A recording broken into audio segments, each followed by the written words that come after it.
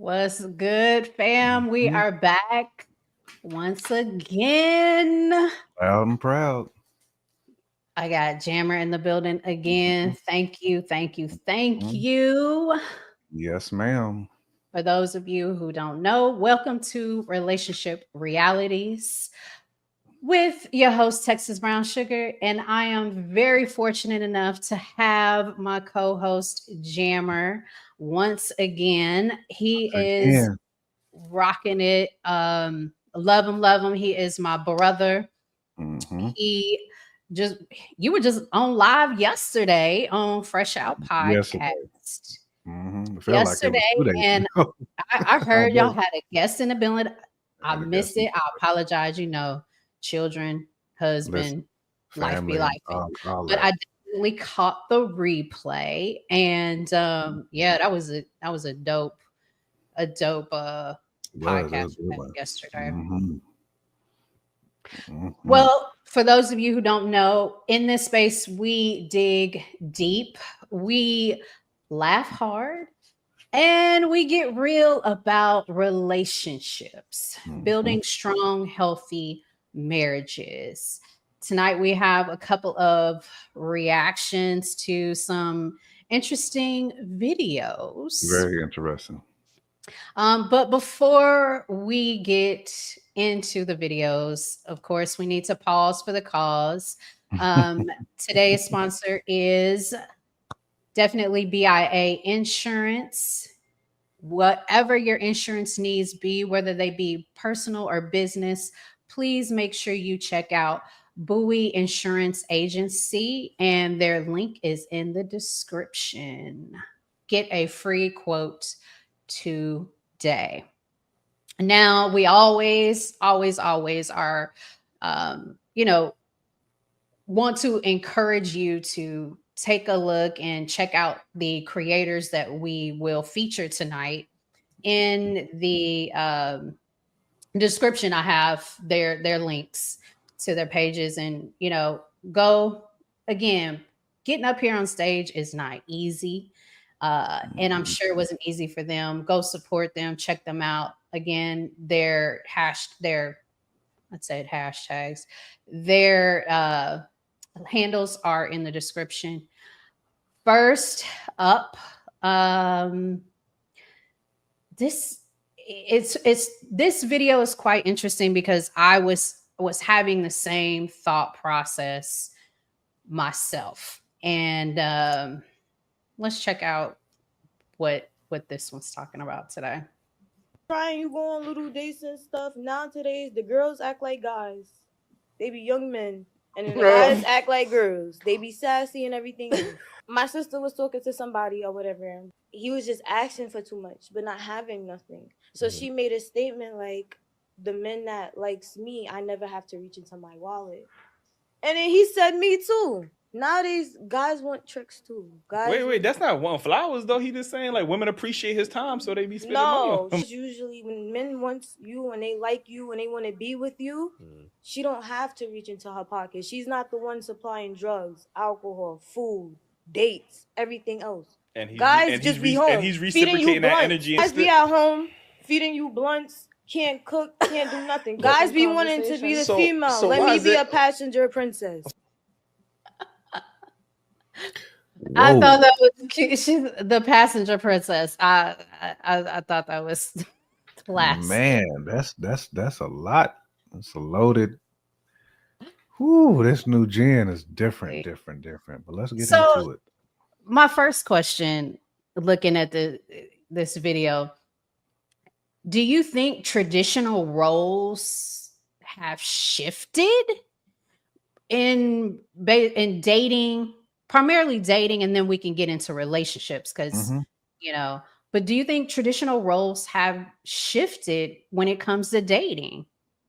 Yeah, I mean, and they should shift. Like, if you notice, a lot of things shift, like the economy shifts.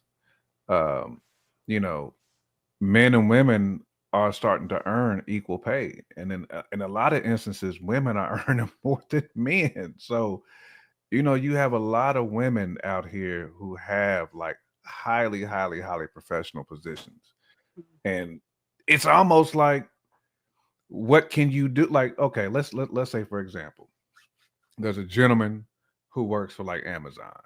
Got a decent job, making $26, $27 an hour. He's able to hold it down for himself. Yeah. But to have to take care of somebody like, his lady is a lawyer. Let's just say she's handling business as a defense lawyer. They're on completely different spectrums. I don't think it's too much to ask if she picks up the tab every once in a while. Okay.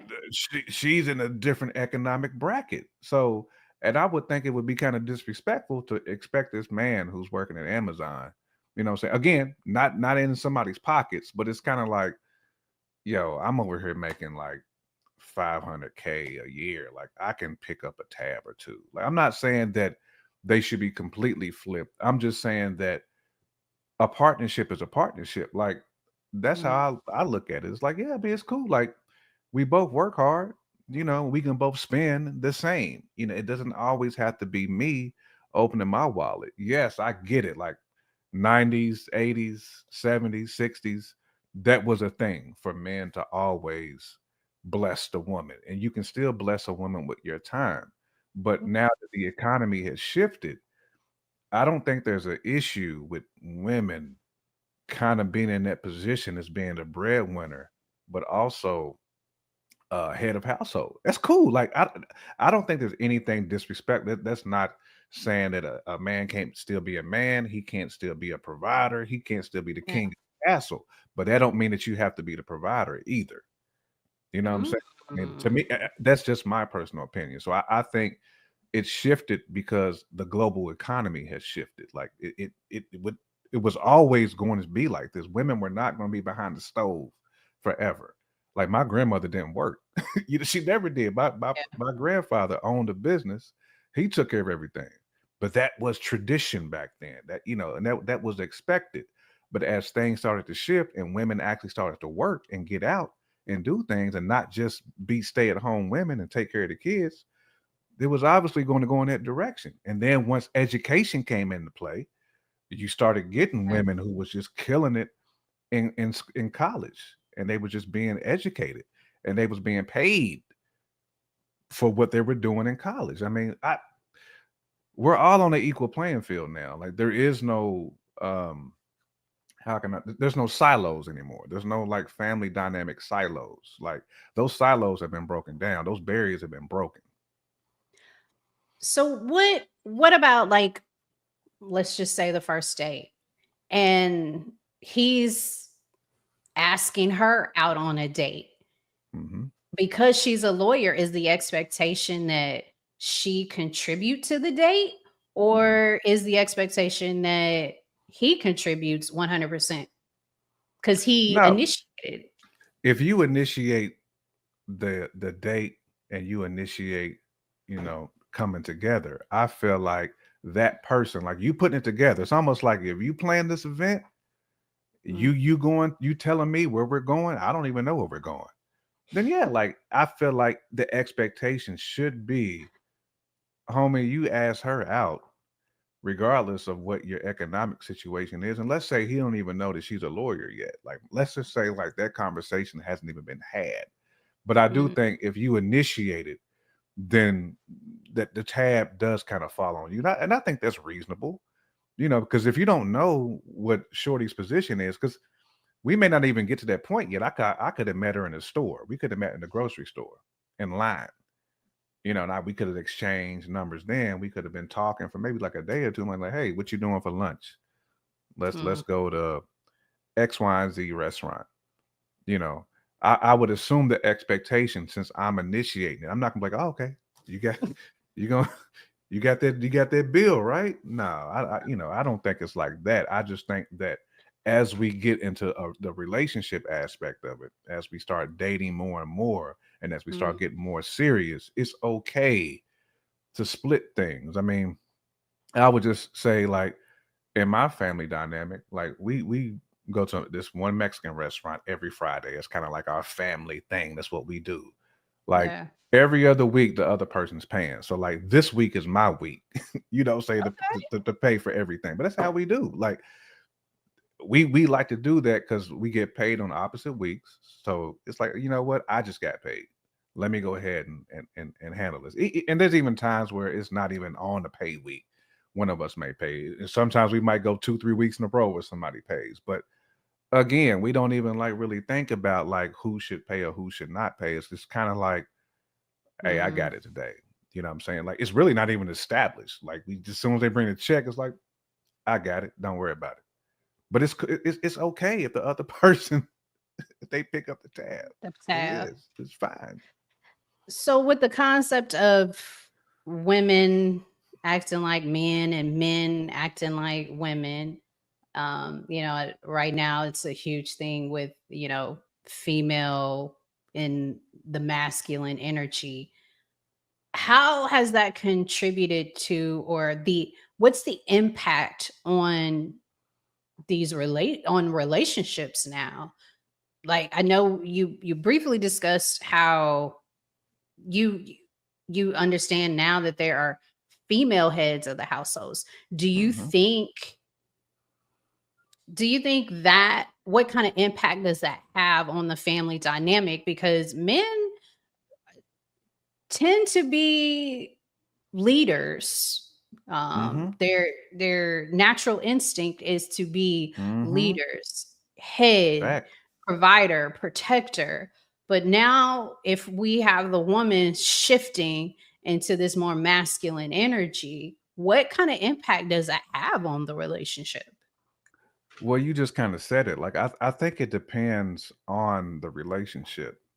Mm, Because you can still be a man, be a leader, and still cook. You can still clean. I mean, one of my best friends, like, facts.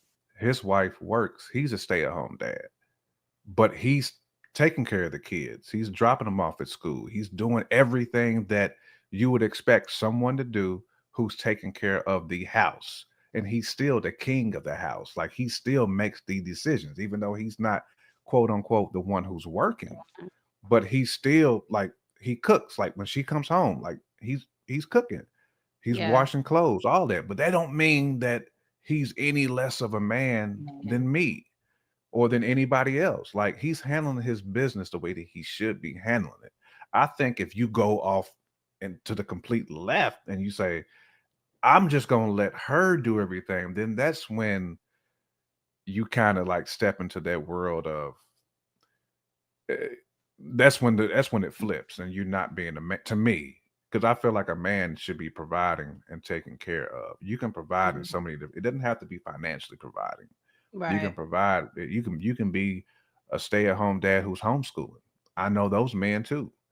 You know, I it roles have changed only because of how we see ourselves has changed Selves. because and we're comfortable now in our skin to where we can say, yeah, I cook for my wife, or I drop my wife off at work, or I pick up the kid. Like, you see men now with the schedule, like they going to the grocery store while the kids are in school, getting it's That's okay so though. Like, that's not a bad thing. Like, it's really not. It depends on what makes your family structure work and what work. makes those individuals happy. That's what it boils down to, regardless of what role you're playing. And you can still be a man through all of that. You can still be the whole, you can still keep the toolie in your waist. If somebody pulls up on some foolishness, I guarantee you that man is going to step into that man role again. He's going to protect his family. That's what it's all about. Is making sure your family is good, making sure your wife is smooth, regardless of who is the breadwinner. To me, being the breadwinner today is irrelevant. I mean, as Mm, far as like how families are now, it's because like it depends on your career. Like, if you decided to be a dentist, I'm in yeah. IT. Like, most likely you're going to end up making more money than me at some point, and that's okay. But it's all about your career, but also it's how you communicate within the framework of your relationship.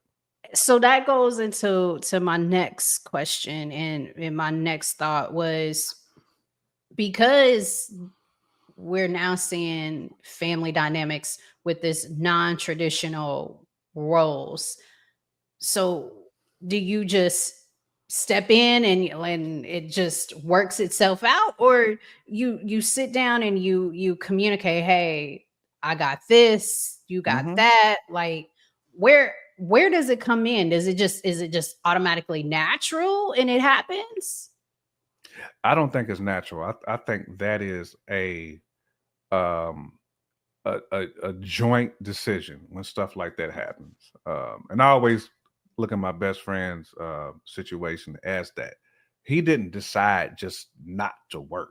you know, they kind of came to the decision like they were doing well enough, and it's like, look, like a mortgage is low, cheap, Mhm. everything is paid off. Like let's I, let me. I'll take care of everything. I'll Okay. go ahead and shut it down, retire, and you can continue to work. I mean, but that was like a family decision for them. It could have been Right. reversed. He could have decided to keep it moving, but he was like, look, he wanted to have a more like connective relationship with his kids because when he was working 10, 11 hours a day. So he Mhm. felt disconnected from his children. So that was his decision. And he felt like it was necessary for him to be closer to his kids. And there was a lot of things that he wanted to teach his kids, like woodwork, just all, how to survive without needing things like electronics. So everybody's different. Yeah. And what meant more to him was spending time with his kids. That doesn't make him less of a man to me. I respect that. It makes him more of a man to me because he feels the burden of having to take care of his kids, and he wants to make sure that his kids are going to be smooth as they get older. So he wants to be a complete presence in their lives, not just a part-time presence. Not part-time. And sometimes when we work a lot, we don't realize the damage that we're doing to our children. I have to tell Right. myself that all the time. Like I have to make sure, hey, let me make sure I devote X amount of time to my child every day because it's Every day. necessary. Yeah. Yeah. I totally agree. Um, to wrap this up, my last question, Hmm. and also to the chat, do you think that how women perceive courting versus how men perceive courting is different? Because I'm seeing a lot of videos out here how women feel they should be courted, and men are coming back and refuting some of what they're saying. Is there a difference in how we view we should be courted? There's definitely a difference. And I feel like when you're a man searching for companionship, a lot of times when you're in heavy pursuit, you end up targeting the one who's not right for you, you Oh, know, and we always hear about women complaining about what they not getting, but then you have good men out there who want exactly what you want, but you're not even willing to take the leap to go chase that man. And again, I feel like opportunities are not going to come to you. You have to chase opportunities. I tell my employees that all the time. It's like if you want to get a promotion, if you want to move up in this company, you have to aggressively pursue that. I can help you get there.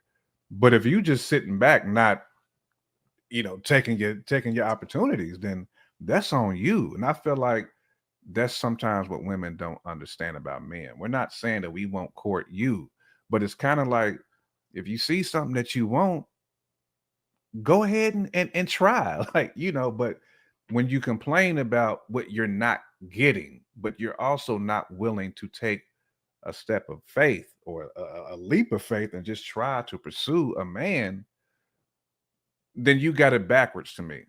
And I feel like sometimes we get stuck in these ways that where we feel like, maybe you heard the story of your mother or your grandmother saying, "Oh yeah, Charlie pursued me. He did, and that kind of gets in some of these females' heads, and they feel like it should be done that way. Or they'll see the Meg the Stallions of the world, the Cardi B's, but if they really paying attention, they're doing it in a very toxic manner. Like their situations always end up toxic. Somebody Yeah. get they somebody get their toe blown off or something because they in a toxic situation. So but to avoid those situations, I feel like it's okay to pursue a man. It's okay. You See, know, I view it a little differently because I feel like we are to choose who approaches us. And I feel, and this is the traditionalist in me, that it's not wrong to that think of it that way. if I am being pursued, I know this man is going to, assuming, this is going to lead to a romantic relationship, that this man is going to do the same in the relationship, lead in the relationship.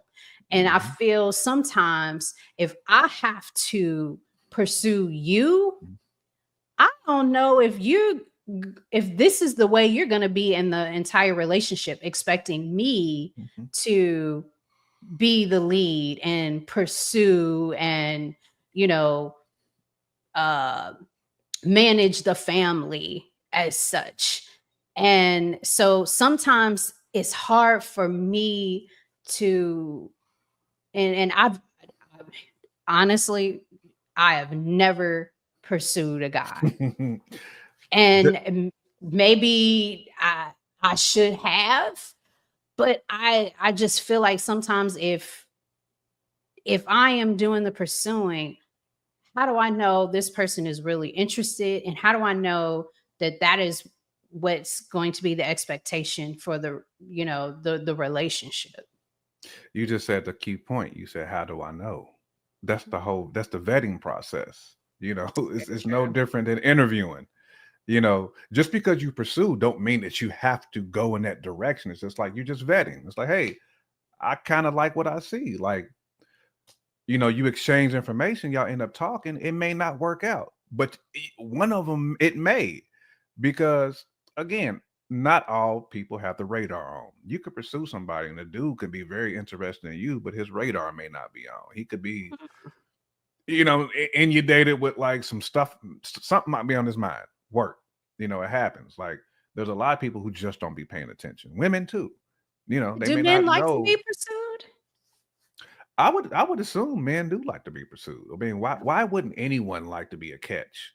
Regardless. Like, would you feel like, okay, like, you know, like Shorty's feeling me, like, but I get what you're saying, because you don't want to get into a situation where you're the aggressor and then you end up having somebody who is just gonna be like, oh well, I'm gonna let her carry the pistol and protect me. Like I get that. Like you don't want that either. But that's part of the vetting process. Like you have to vet the people that you want to deal with, because you can still keep your standards. You can still want to be pursued, and you can always flip it.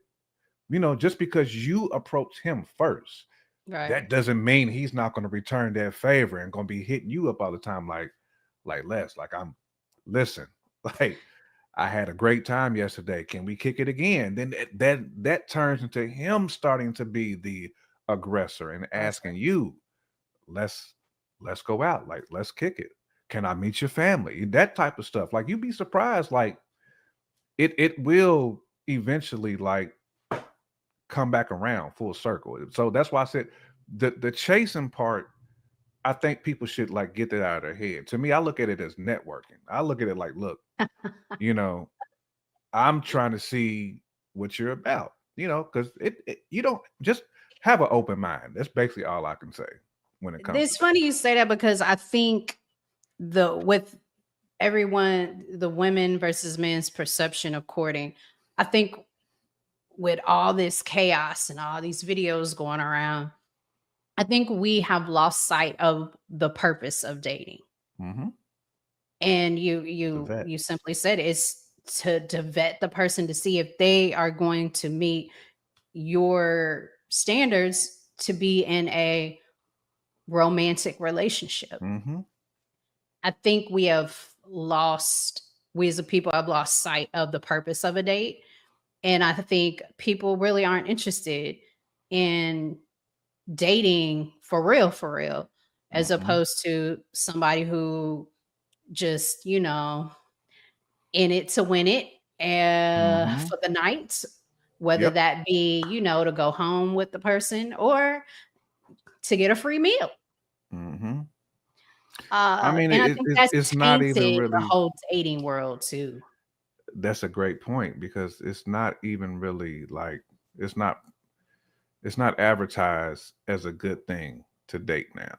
Mm, Because we live in a microwave society. Everything's got to be oatmeal. Everything's got to be instant. Everything's got to be popcorn. We want everything like right now. yep. Nobody wants to let the cake bake. And I feel like there's a process to getting to know somebody, regardless of who steps to who first. It's still a First. process because somebody can step to me and be like, and after 5 minutes of conversation, be like, I'm good. You know what I'm saying? That could happen. Like, so I feel like that, you know, getting to know someone and dating them and just finding out like what makes them tick, what motivates them. Like, you want to make sure that you kind of like find out where they have some rough spots first. You know what I'm saying? Like, the outside, that's your first. That's the billboard. Like, okay, cool. This person looks nice. Like, I'm wooed. But now I need to see like what's on the inside. Like, I need to find out like where the issues are, and if this Or person has mhm. issues, can I deal with those issues? If I can't, I might have to move on to the next.